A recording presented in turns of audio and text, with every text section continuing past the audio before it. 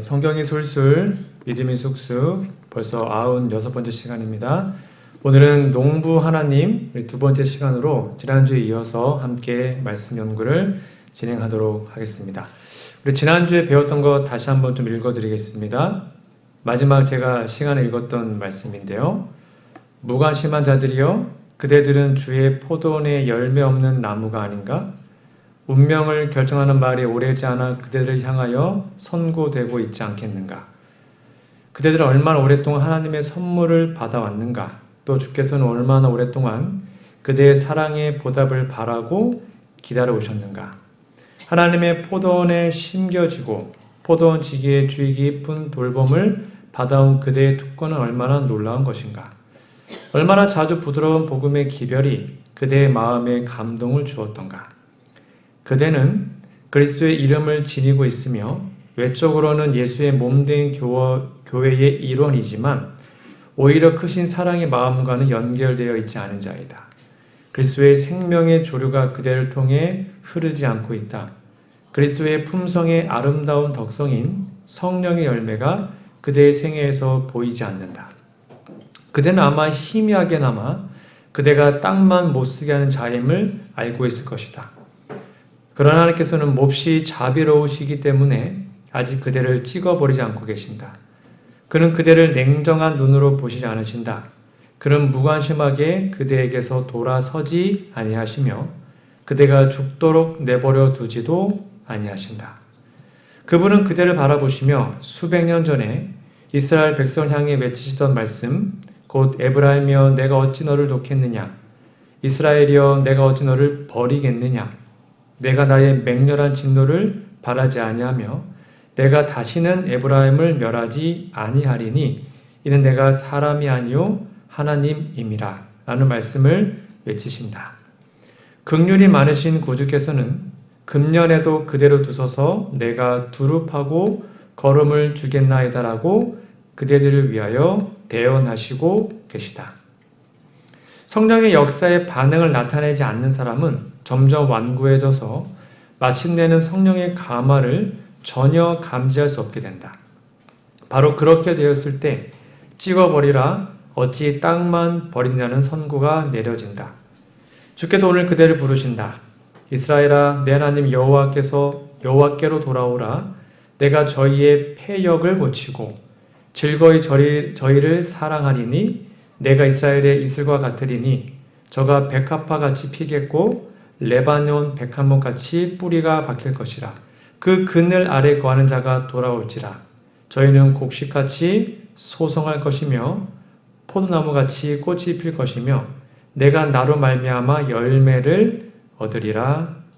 아멘.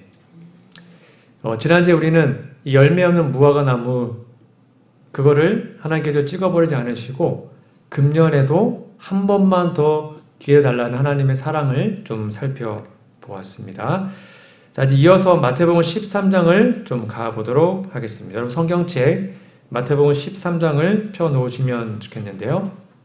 거기에는 겨자씨의 비유가 기록이 되어 있습니다. 13장 31절 32절에 보니까 또 비유를 들어 이르시되 지금 천국 얘기하고 있습니다.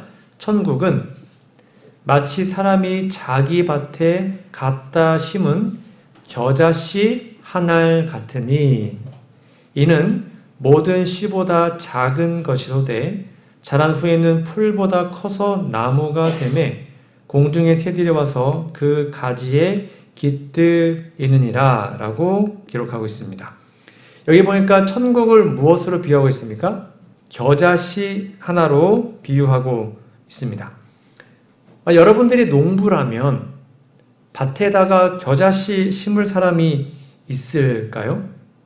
보통은 쌀이나 보리나 아니면 좀 이렇게 돈이 되는 거를 주로 심지 않습니까?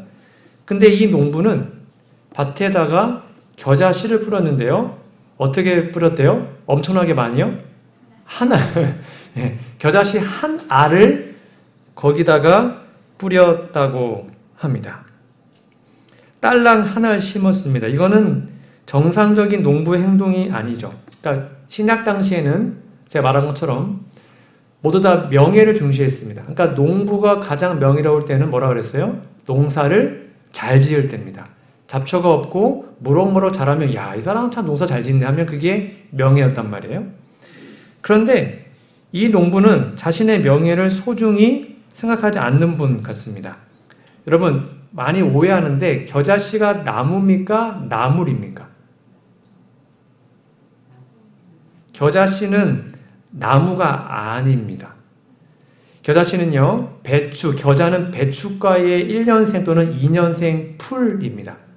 그래서 씨가 많고 향기롭기 때문에 양념과 약재로 쓰기도 하는데, 그래서 이거는 많이 크면 한 1m에서 3m까지 크는 것도 있었다고 합니다. 그러니까 나무처럼 보일 뿐이지 1년 또는 2년밖에 자라지 않은 그런 거라고 해요.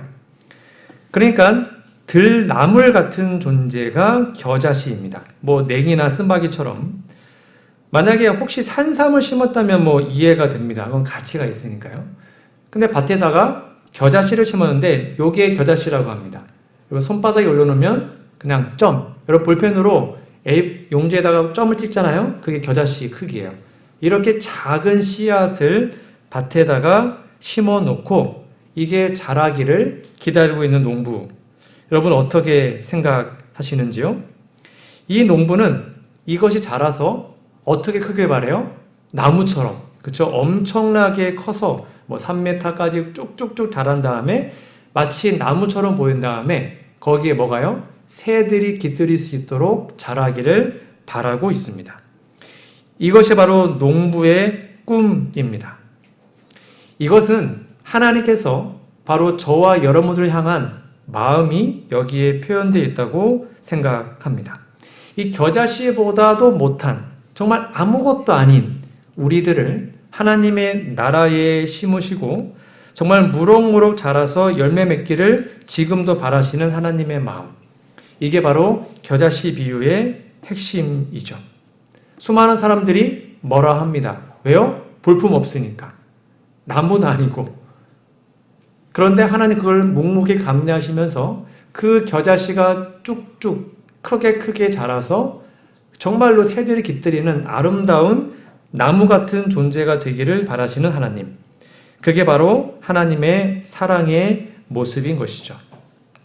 이어서 13장에 같은 문맥에 또 이런 비유가 있는데요. 13장 24절에서 25절에 있는 말씀입니다.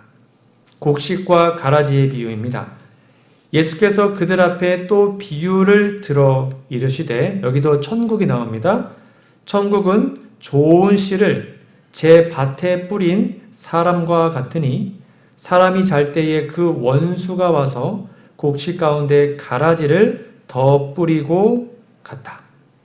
아마 이 곡식과 가라지의 비유 여러분 아마 잘 아시는 이야기일 것입니다. 이번에 농부가 밭에다가 뭘 뿌렸습니까? 어떤 씨를 뿌렸어요? 분명히 써있죠. 좋은 씨입니다. 그러니까 이 농부는 하나님이시잖아요. 하나님인데 하나님께서 자신의 밭에다가 좋은 씨를 뿌립니다. 그리고 이 밭은 바로 오늘날 교회를 표상하기도 하죠. 그런데 25절에 보니까 사람이 잘 때에 누가 왔어요? 원수가 와가지고 그 좋은 씨를 뿌린 밭에다가 가라지를 덧뿌리고 갔습니다. 왜 이렇게 했을까요? 이게 그 당시에 원수를 갚는 방법이었다고 합니다. 영감의 글입니다. 가라지는 언제나 하나님과 사람의 원수인 사단이 뿌리는 것이다. 그 가라지는 사단이 뿌리는 건데요. 동방 팔레스틴에서는 사람들이 원수에 대한 보복으로서 새로 갈아 놓은 상대방의 밭에다 자라는 동안은 곡식과 흡사한 유해한 잡초의 씨를 뿌리는 일이 있었다. 이 잡초는 곡식과 같이 자라나면서 곡식을 해롭게 하고 밭 임자에게 어려움과 손해를 끼쳐준다. 여러분 원수가 와가지고 가라지를 뿌립니다. 근데 이게 무슨 보복이 됩니까? 오늘날로 원수 갚는다면 사람을 죽이든지 때리든지 소송을 하든지 해야 될 텐데 이 당시에 원수에게 보복하려면 가라지를 뿌렸다고 합니다. 왜요? 이렇게 하면 그 농부의 명예가 실추되기 때문입니다. 사람들이 지나가면 욕하겠죠. 야, 어떻게 농사를 이따위로 지냐, 그렇죠? 이렇게 잡초가 무성하고 농사 짓는 거 맞아? 농부 맞아? 막 이렇게 했겠죠. 그렇게 그 사람이 욕을 먹을 수 있도록 그 사람의 명예를 실추시키기 위해서 가라지를 뿌린 겁니다. 그게 원수의 마음이었습니다. 상대방에게 수치를 가하는 거죠. 그래서 원수는 이 곡식밭에다가 가라지를 몰래 뿌리게 됩니다. 여러분, 그러면 여러분들 만약에 농부라면 어떻게 하시겠습니까? 우리 농사 지을 때 잡초 뽑지 않습니까? 그렇죠? 잡초 다 제거해야지 곡식이 잘 자라잖아요. 이게 정상적인 농부라면, 이건 천국에 대한 이야기인데, 세상적인 나라라면 잡초를 뽑아야죠. 가라지를 뽑아내야죠. 그래서 곡식이 아름답게 자랄 수 있도록 도와줘야 하는 게 맞죠. 아마 밤이 새서라도 가라지 다 뽑아낼 것입니다. 그런데 여기는 세상 나라가 아니에요. 어떤 나라예요? 천국이에요. 천국 어떤 곳인가? 이렇게 기록되어 있습니다. 주인이 이르되 원수가 이렇게 하였구나. 그러니까 알아요. 원수가 한 것도 알아요. 종들이 말하되 그러면 우리가 가서 이것을 뽑기를 원하시나이까? 그래, 뽑아라 이래야 되는데 천국은 다르다니까요. 29절 같이 읽어볼까요? 시작. 주인이 이르되 가만두라. 가라지를 뽑다가 곡식까지 뽑을까 염려하노라. 여러분, 이 농부가 좀 이해되십니까? 아니 뭐 곡식 한두 개 뽑히면 어때요? 가라지를 다 뽑아야지 다른 곡식이 더 잘 자라는 거 아니에요? 깨끗하게, 말끔하게, 정결하게 그렇게 해야지 좋은 거 아닙니까? 이게 일반 상식 아니에요? 근데 왜 이 농부는 가만둬라. 가라지 뽑지 말아라. 그거 뽑다가 곡식까지 뽑을까 내가 염려가 된다라고 합니다. 그걸 안 뽑았어요. 안 뽑자 이 농부는 뭘 당했을까요? 계속 명예가 실추됐겠죠. 야, 어떻게 농사 이렇게 짓냐? 진짜 농사 못 짓냐고 사람들이 지나가면서 욕을 했겠죠. 이 잡초 봐라, 잡초 봐. 이러면서 막 뭐라 했겠죠. 근데 그 모든 걸 이 농부는 감내하기로 합니다. 왜요? 곡식 때문에. 곡식이 하나라도 뽑히면 안 되기 때문에 가라지 두어라 라고 얘기하는 게 천국이라는 겁니다. 저희 부모님은 경기도 광주에 사시는데 농사를 짓진 않으십니다. 저희 집에 이제 산책로가 논과 밭이 있는 곳이 있어서 집에 가면 가끔 이제 부모님과 함께 산책을 좀 합니다. 이렇게 가면 이게 밭에 보면 이렇게 삐쭉삐쭉 올라와 있는 게 보입니다. 그게 뭐예요? 피라고 얘기를 하죠. 그럼 피살이 아시죠? 어르신들은 피를 뽑는 행위를 피살이라고 얘기하는데 벼를 심으면 논에는 이 잡초인데 벼와 생긴 게 아주 비슷합니다. 그래서 풀을 때는 거의 모르죠. 근데 익을 때만 알지 거의 구분하기가 쉽지가 않습니다.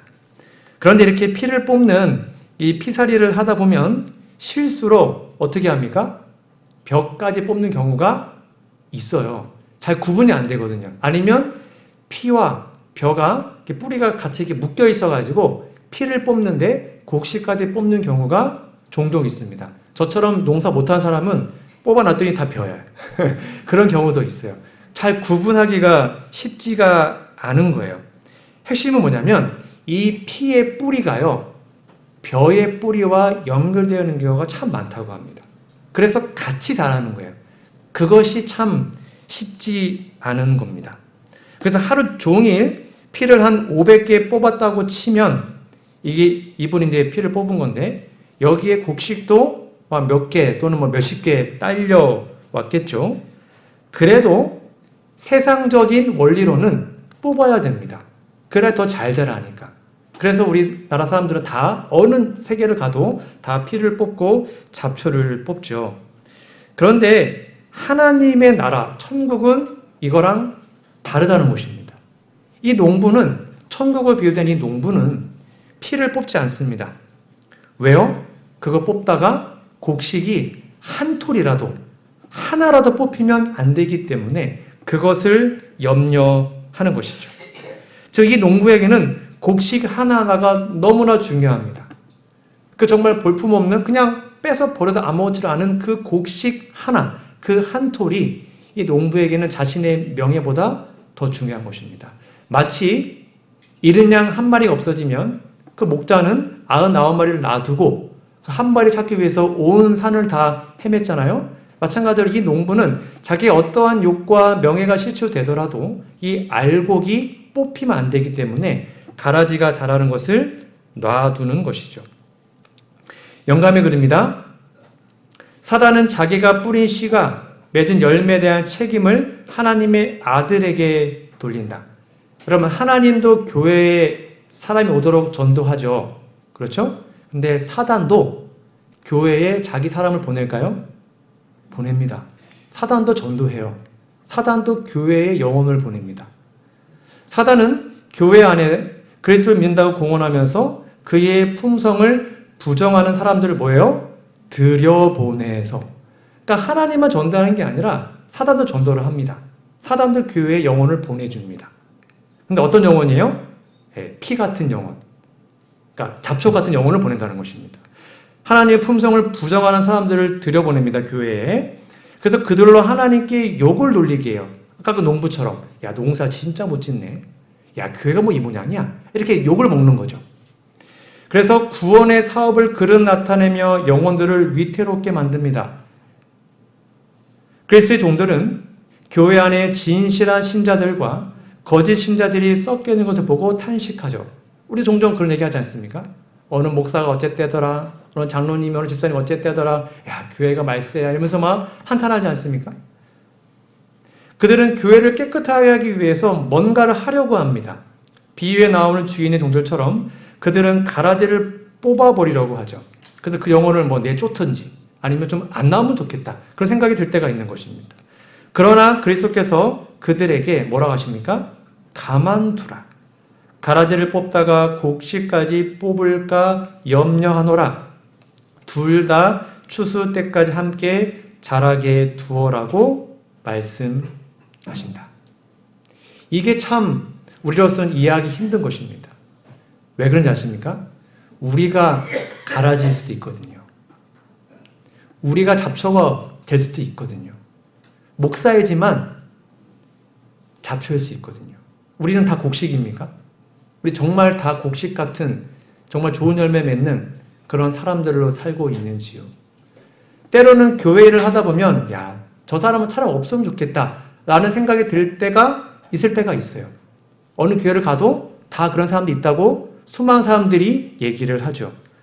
그런데 그 사람을 하나님은 그 사람조차도 뭐 한다는 거예요? 사랑한다는 것입니다. 뽑지 말라는 거예요. 가라지 뽑다가 누구까지도요? 알고까지도 뽑히면 안 되거든요. 하나님은 지금도 우리에게 말씀하십니다. 그 모든 욕 내가 다 먹겠다. 그러니 그 영혼까지도 뭐 해주라는 거예요? 품어주고 사랑하라는 거죠. 이게 천국인 것입니다. 자, 세상에서 논리로는 뽑아내면 제일 좋죠. 깔끔합니다. 그러면 제일 정리되기 좋죠. 근데 하나님의 나라는 뽑지 말아라 한다는 것입니다. 우리가 판단할 수 없다. 남을 판단하지 말고 내가 혹시 하나님께 욕을 돌리는 가라지는 아닐까? 라고 내 스스로를 판단해야지 남을 판단하지 말라고 성경은 말하고 있는 거죠. 이게 바로 천국입니다. 이러한 선한 농부의 마음을 닮은 한 사람을 좀 소개해 드리려고 합니다. 여러분, 기적의 사과라는 책 혹시 아시는지요? 일본 할아버지이신데요. 기무라 아키노리라는 사람이 쓴 책입니다. 이 책 제목이 기적의 사과인데 이 사람은 일본 지도로 맨 꼭대기에 있는 북쪽에 있는 아오모리라라는 마을에서 조상 대대로 사과 농사를 지었던 사람입니다. 이 사람 집에 800그루의 사과 나무가 있었대요. 어느 날 이제 유기농이라고 그러죠. 자연 농법에 대한 책을 읽다가 내가 한번 요거대로 해봐야겠다라는 결심을 하고 이제 무농약, 농약을 안 주고 재배하기로 결심을 합니다. 여러분, 사과 농약 안 주고 지을 수 있을까요? 거의 불가능합니다. 현대로 그렇습니다. 이분이 첫 해에 이제 농약을 하나도 안 줬다고 합니다. 그런데 잎도 잘 나오고 꽃도 잘 피는 거예요. 하지만 6개월이 되니까 어떻게 됐을까요? 모든 잎이 다 누렇게 병이 들어가지고 이파리가 다 떨어졌습니다. 참 농약이 힘이 세구나라는 걸 이때 경험했다고 해요. 그런 후에 날씨가 여전히 따뜻하니까 꽃이 원래 1년에 한 번 피어야 되는데 바로 꽃이 또 피게 된 거예요. 그러니까 그 다음에 피어야 될 꽃이 미리 그 해에 펴버린 거예요. 그리고는 그 해에 또 꽃이 다 져버렸습니다. 그러니까 2년째가 되자 꽃이 하나도 안 폈습니다. 이미 그 전해에 2번 펴가지고 다 죽어버렸으니까 2년째에는 꽃이 하나도 안 폈어요. 그러니까 농약도 안 주니까 각종 벌레들이 와가지고 나무 갉아먹고 이파리 갉아먹고 점점 나무가 죽어가는 것입니다. 이 사람이 별거 다 했답니다. 농약 대신 뭘 했냐면 뭐 우유도 뿌려보고 된장, 겨자, 식초, 마늘, 뭐 쌀가루, 새순비누 하여튼 뭐 좋다고 하는 건 다 해가지고 다 잡았는데 이게 되지가 않아요. 하루 종일 벌레 잡으면서 시간을 보냈습니다. 그렇게 2년차가 지나갔습니다. 3년차가 됐을 때도 아무런 변화가 없었습니다. 근데 한 가지 변화가 있었다면 이제 민달팽이 이런 좀 좋은 동물들이 나무에 좀 왔다고 하고요. 그 다음에 손가락만한 자벌레가 여기에 생겼다고 합니다. 그리고 4에서 6년차 동안에는 여러분 수입이 있었을까요? 4년 동안 사과를 하나도 재배 못한 겁니다. 그 수익이 점점 없어져서 전기도 끊기고 학비 걱정 때문에 낮에는 벌레 잡고 밤에는 막노동하고 그래서 성과가 없었습니다. 여러분 포기할 만하지 않습니까? 6년 동안 단 하나의 사과도 건지지 못했습니다. 여러분은 어떻게 하시겠어요? 6년 동안 돈을 1원도 못 번 거예요. 완전 망한 거죠. 근데 이 사람이 여기서 멈출 수 없다 하다가 자기 힘으로는 이게 안 되니까 그럼 확 죽어버릴까? 하고는 올라가서 자살을 하러 산 위에 올라갔다고 합니다. 그런데 누워서 봤더니요. 야생 사과 있지 않습니까? 야생 사과가 나무 위에 달려있는 걸 보게 된 겁니다. 쟤는 분명히 비료도 안 주고 아무것도 안 줬는데 농약 안 쳤는데 열매가 열렸네. 그렇다면 산 그대로 재현해보자 하고는 집에 돌아와가지고 자기 사과 가선에다가 잡초씨를 막 뿌렸답니다. 오히려 잡초가 나게 산처럼 잡초씨를 막 사방에다가 다 뿌렸대요. 그랬더니 이 과수원에 막 노루가 나타나고 멧돼지가 나타나고 그렇게 됐다고 합니다. 그래도 나무는 시들시들했습니다. 산의 모습을 재현하기 위해서 정말로 노력을 많이 했어요. 그런데도 잘 안 되는 거예요. 7년째 돼도 아무 성과가 없었습니다. 그래서 이 사람이 어떻게 하는지 아십니까? 포기를 안 했어요.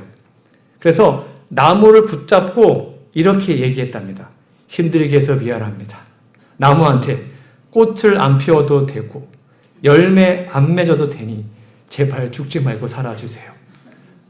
얼마나 간절했으면 나무마다 잡으면서 제발 죽지만 말아다오. 열매 안 맺어도 돼. 죽지만 말아다오 하면서 나무 붙들고 그렇게 계속 얘기하고 다녔다고 해요. 그런데 드디어 7년에서 8년 차가 되었습니다. 여러분 놀랍게도 이 7년에서 8년 차 됐을 때에 처음으로 꽃이 폈습니다. 여기 이제 10년 나와 있지만 책에는 8년이었습니다. 몇 개가 펴 있었냐면 7개. 거의 한 8년에서 10년 만에 7개의 꽃이 처음으로 피게 된 겁니다. 그리고 거기에서 1년이 지나니까 사과 수확을 몇 개 있냐면 2개 있습니다. 그러니까 10년 만에 사과 수확을 2개를 한 거예요. 근데 그 사과는 진짜 무농약, 아무것도 안 하고 진짜 자연의 힘으로만 했던 사과. 그 사과를 이 두 부부가 2개를 가지고 딱 먹었더니 이게 지금까지 먹지 못한 정말 새로운 맛이었다고 하면 이게 원래 사과의 맛이구나 라는 것을 알고 너무나 감사했다고 해요. 그러면서 마음에 확신이 들었대요. 내년에는 사과 열매가 정말 잘 맺히겠다. 그리고 2개를 맺었고요. 거기서 가능성을 봤습니다. 7개 폈으니까 내년에는 반드시 밭 전체에 꽃이 필 거다라는 생각을 하게 되었고, 그래서 9에서 10년 차에 놀랍게도 모든 나무에 꽃이 피었습니다. 과수원 전체에 모든 나무가 다 꽃을 피운 것이죠. 그리고는 그 해에 엄청나게 많은 사과를 수확했습니다. 인류 최초로 농약을 주지 않고 사과를 생산한 인물이라고 이제 책에 기록이 되어 있습니다. 여러분, 10년 만에 이 사과를 재배했다면 여러분들은 얼마에 파시겠습니까? 원래 사과가 1,000원이었다고 치면 10년 만에 진짜 완벽한 사과를 만들어낸 겁니다. 농약도 안 친 사과. 여러분, 얼마에 팔면 될까요? 10만 원? 만 원? 근데 이분은 똑같이 1,000원에 팔았답니다. 그러니까 본인은 이거를 돈 벌려고 한 게 아니라 나는 진짜 사람들이 원래 태초의 사과, 그 사과의 진짜 맛을 좀 알게 해주고 싶다. 그게 꿈이었다는 것입니다. 그래서 똑같이 1,000원짜리에 1,000원에 팔았대요. 수익 낸 게 아니라. 그런데 여러분, 이게 주문이 엄청나서요. 지금도 이 사과를 먹으려면 8년 전에 예약을 해야 된답니다. 8년 전에 예약을 안 하면 사과를 못 먹어요. 쫙 되어 있다고 합니다. 이렇게 이제 10년이 넘어서 사과가 막 열리자 큰 태풍이 일본을 강타했는데요. 여기에 엄청난 지역의 사과나무가 다 쓰러졌다고 합니다. 그런데 놀랍게도 이 사람이 농사짓는 사과나무는 한 10% 정도만 쓰러지고 멀쩡했어요. 딴 데는 90%가 다 날아갔는데 여기는 멀쩡하게 사라졌다고 합니다. 왜 그런지 아십니까? 땅을 파보니까 나무 뿌리가, 사과나무 하나가요, 뿌리가 밑으로 얼마나 자라냐면 21m. 뿌리 길이가 21m가 자란 거예요. 상상해 가세요. 21m 뿌리가 쫙 자라 있으니까 이게 어떤 태풍이 와도 쓰러지지 않아요. 든든히 서 있고, 그 다음에 이제 더 이상 농약 치지 않아도, 뭐 주지 않아도 아주 벌레 먹지 않은 사과를 생산해 낸다고 해요. 그리고 이 사과를 따서 두잖아요? 그럼 썩지가 않습니다. 그냥 말라버린대요. 절대 안 썩는 사과라고 합니다. 이걸 제가 좀 공부하고 좀 책을 보면서 이 사람의 모습에서 우리는 하나님의 모습을 좀 생각해 보게 되었습니다. 이분이 이제 와이프 되시는 분인데요. 농부 하나님의 모습이 이런 마음 아닐까요? 여러분, 10년 동안 정말 단 하나 열매도 맺혀지지 않았다면 번 게 없어요. 농부가 농사 졌는데 10년 동안 사과를 빤 게, 얼마 사람들 다 처음에 다 미쳤다 그랬어요. 미쳤다, 제대로 해라, 막 욕하고 별거 다 했다고 합니다. 그런데 이 농부는 어떤 마음이었는지 아십니까? 밑에 보시죠. 올해 한 해 더 해보자. 올해 한 해 한 번만 더, 한 번만 더, 한 번만 더, 이런 식으로 되풀이했다고 합니다. 이게 바로 하나님이 우리를 향한 마음인 거예요. 하나님은 지금도 교회답지 않는 교회 때문에, 교인답지 않는 교인 때문에 지금도 욕먹고 계십니다. 목사답지 않은 목사 때문에 누가 욕먹어요? 하나님이 욕먹어요. 어떻게 남은 교회가 이러냐? 어떻게 목사가 이러냐? 어떻게 그렇게 수많은 사람들이 교회를 욕하고 또는 우리끼리 욕하고 그러지 않습니까? 근데 그 수많은 수치와 명예의 실추에도 하나님은 우리를 뽑아내지 않으셨습니다. 지금도 한 번만 더, 1년만 더, 한 번만 더 라고 하시면서 우리에게 기회를 주시고 우리가 그 귀한 열매를 맺을 수 있도록 우리를 사랑하시는 그 농부 하나님. 하나님은 우리가 정말 무농약 사과 같은 그 본연의 열매를 맺기를 원하십니다. 그게 어떤 열매입니까? 그게 바로 성령의 열매이죠. 죄로부터 구원받아 그 성령의 열매가 풍성히 맺히는 것이 바로 하나님의 꿈인 것이죠. 아무런 가치 없는 우리들, 그냥 뽑아내도 상관없는 우리들을 지금도 다시 한 번, 한 번 더, 한 번 더라고 말씀하시면서 기회 주시는 하나님의 마음, 우리가 알 수만 있다면 우리는 어떠한 삶을 살게 될까요? 이게 바로 천국의 핵심입니다. 대쟁투 346페이지입니다. 그리스도께서는 여러 가지 비유에서 천국이라는 말을 많이 사용하셨는데 잘 보셔요. 천국이 뭐냐? 그것은 사람의 마음 가운데서 역사하시는 하나님의 은혜를 가리키는 것이다. 여러분, 은혜가 무엇입니까? 자격이 없는 자에게 베푸시는 하나님의 사랑이잖아요. 자격이 없어요. 어떻게 나무가 10년 동안 하나도 안 맺었는데 열매가 그게 뭐 나무 자격이 있습니까? 자격이 없는 자에게 무조건적으로 베푸시는 게 하나님의 은혜거든요. 우리는 이 은혜 때문에 살아갑니다. 이 은혜 때문에 우리는 천국에 들어갈 수 있는 것이죠. 우리가 이러한 사랑을 지금 받고 있으니 이제 우리도 다른 사람들을 이러한 사랑으로 돌봐주고 바라봐야 하는 것이죠. 성경 말씀을 좀 보도록 하겠습니다. 로마서 8장 23절 그뿐 아니라 또한 우리 곧 성령의 처음 익은 열매를 받은 우리까지도 이거 제가 설명드렸죠? 우리에게 오는 첫 번째 열매가 성령이라는 뜻입니다. 속으로 탄식하여 양자될 것 곧 우리 몸의 속량을 기다리느니라. 예수님은 성령을 통하여 지금도 이렇게 우리에게 기도하십니다. 26절입니다. 같이 읽어볼까요? 시작. 이와 같이 성령도 우리의 연약함을 도우시나니 우리는 마땅히 기도할 바를 알지 못하나 오직 성령이 말할 수 없는 탄식으로 우리를 위하여 친히 간구하시느니라. 아멘.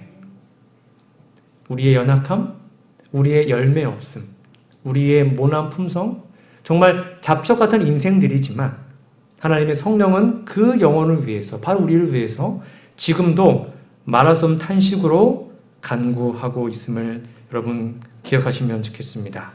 우리를 하나님의 포도밭에 심으시고 지금도 조롱과 수치를 당하시지만 그 열매를 우리의 삶에 맺히기 위해서 우리를 끝까지 포기하지 않으신 농부 하나님.